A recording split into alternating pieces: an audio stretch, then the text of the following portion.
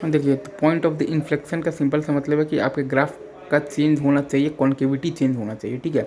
भले ही उस पॉइंट पर आपका ग्राफ डिसकंटिन्यूस हो जाए, नॉन डिफरेंशिएबल हो जाए, कोई फर्क नहीं पड़ता है। आपके ग्राफ का बेसिकली चेंज होना चाहिए तो कॉन्केविटी चेंज होना चाहिए, सिंपल सा मतलब बस यही है आपका पॉइंट ऑफ द इन्फ्लेक्शन का।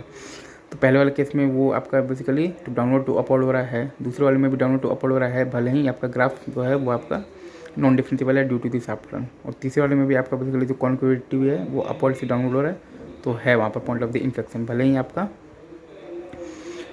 आपका वहाँ पर बेसिकली तो ग्राफ नॉन डिफरेंशिएबल है ड्यू टू दिस हाफ। चौथे वाले केस में भी फंक्शन भले ही डिसकंटिन्यूस हो जाए, नॉन डिफरेंशिएबल हो जाए, लेकिन आपका बेसिकली वो पॉइंट ऑफ इन्फ्लेक्शन है, क्योंकि आपका जो ग्राफ का जो कॉन्केविटी है वो चेंज हो रहा है डाउनवर्ड टू अपवर्ड। पाँचवीं में भी आपका जो कॉन्केविटी है वो चेंज हो रहा है अपवर्ड टू डाउनवर्ड, तो वो है पॉइंट ऑफ द इन्फ्लेक्शन, भले ही आपका फंक्शन वहाँ पर डिसकंटिन्यूस है, ठीक है।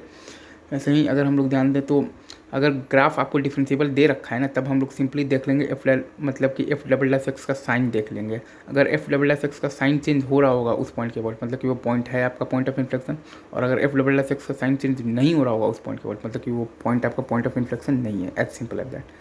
अच्छा, अब अगर एफ डबल एफ एक्स अगर आपका पॉजिटिव है तो कॉन्केव अपवर्ड्स होता है, जानते हैं F double x increasing function होता है, लाइक बेसिकली तो ये दोनों केस। और एफ डबल एक्स अगर आपका नेगेटिव है तो कॉन्केव डाउनवर्ड्स होता है, आप जानते हैं, मतलब एफ डबल एक्स आपका डिक्रीजिंग फंक्शन होता है, लाइक आपका बेसिकली तो ये दोनों केस, ठीक है।